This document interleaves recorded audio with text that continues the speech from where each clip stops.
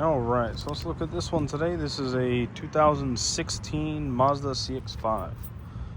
And which one's unlocked? There we go. I'll go ahead and start it first. I apologize for being a bit dirty. I actually just parked it right after I was done driving it. I put about 600 miles on it myself. Very nice car.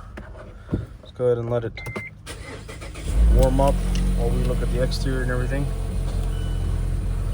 Current mileage is 127,453. And yep, that's probably the accurate trip. I put about 550 miles or so on there myself.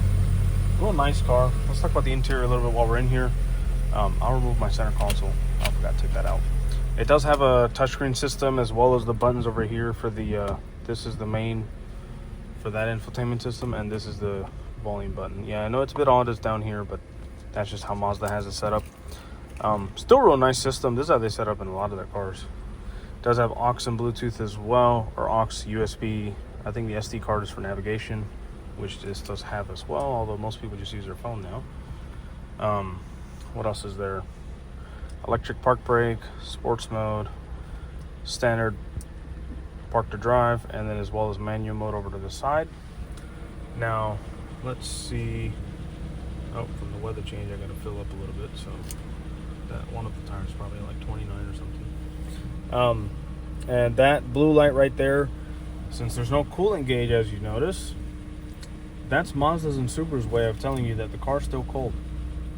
So essentially just wait for that light to go away and then start driving. That means the car's warmed up or ready to move. That's basically, I mean, technically you can move it now too, but it's never recommended. If you want your car to last longer, no matter what make model it is, wait for the temperature needle to move some. You know, let that oil and coolant and everything circulate properly, then get the car moving. That's all it really is. So, being the Grand Touring model, this has a few things, such as the leather wrapped steering wheel. You've got all the infotainment buttons over here. You've got the touchscreen, Bluetooth, and navigation and everything. You've got the leather seats with these sports bolsters almost. That way it gives you a more comfortable and like gripped seating. It's very comfortable compared to what it looks. This seat is the only seat that does have a slight tear. It's right here and a tiny thing over there. Still doesn't affect anything. It's still very comfortable and everything. Let's see what else this thing has. It does have the heated seats as well. Passenger airbag off because obviously no one's sitting in there. So as soon as someone sits in there, passenger airbag will be on. And it does have the, so let me put it in ultra wide. It does have the sunroof as well. It does work indeed. AC, heat definitely do work well. Let me actually turn that off. I can't believe I left that on. It doesn't matter, but I left it on. I turned it off now. It is push start as well. That's for your traction, parking sensors, and whenever you change the, whenever you fill up your tires or anything or whatever, you can hit set and that'll get rid of that TPMS light because it'll rescan the sensors and make sure everything is set in place as it should be. Yeah, I know, keys out the car, it's beeping at us. It's okay. Here's the rear seats. Pretty nice, pretty comfortable, very good. It is a 5-seater, and also it does have this as well, which, believe it or not, it's not standard in a lot of cars anymore. So yeah, you know, being the Grand Touring model made for comfort, it's got those as well. Other than that, pretty basic. You've got this standard stuff, nothing extra on there. You also have premium audio, which is Bose and which partnered with Mazda, so Bose audio in the Mazda car. The only reason that looks like it's blinking is because the way the camera's picking up the screen at certain angles and stuff. Otherwise, it's not. There's that little center speaker right there as well. Pretty standard in here. Seats all in pretty good shape. That's the only one that has that slight tear.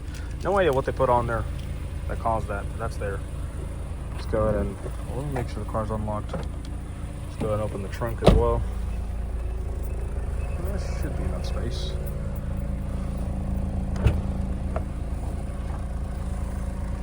Barely cleared. There we go.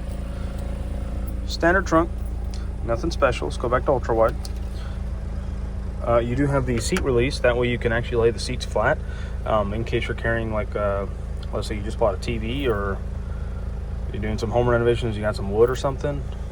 you know, just standard stuff. And then standard spare. Yeah, nothing special down there. Moving on. Let's go ahead and close this real quick. Yeah, I know, not being Grand Touring, it is still the CX-5, which is a small vehicle, so no, it doesn't have a power lift gate. It's all still manual back there. Overall, paint is in very good shape. There are some small door dings, which is bound to happen if you go grocery shopping or something, you know.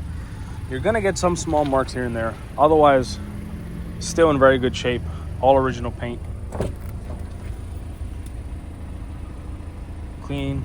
Well, minus it being dirty from me using it. I just gotta go get it washed again.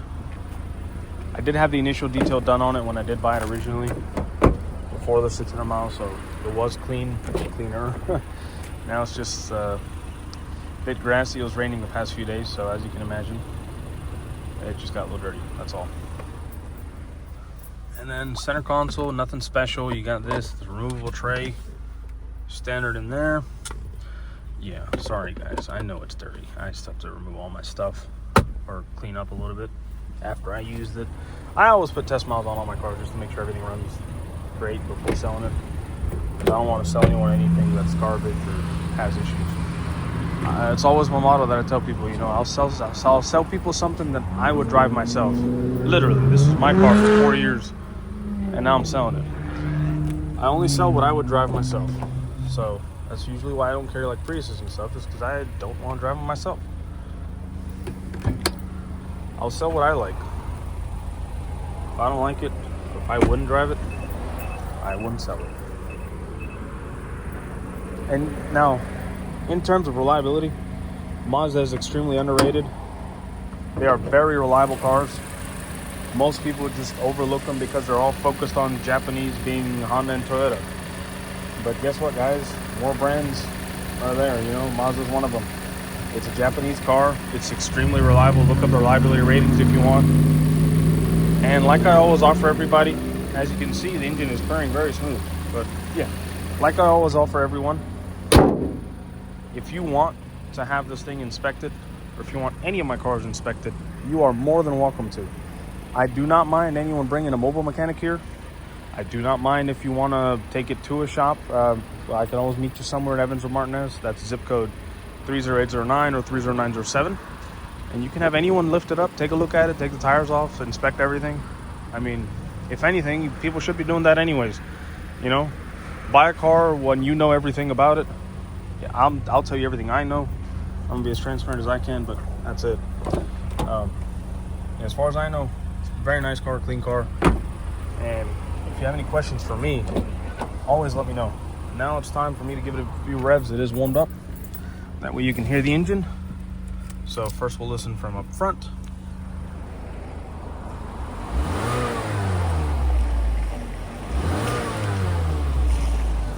And now let's move to the back.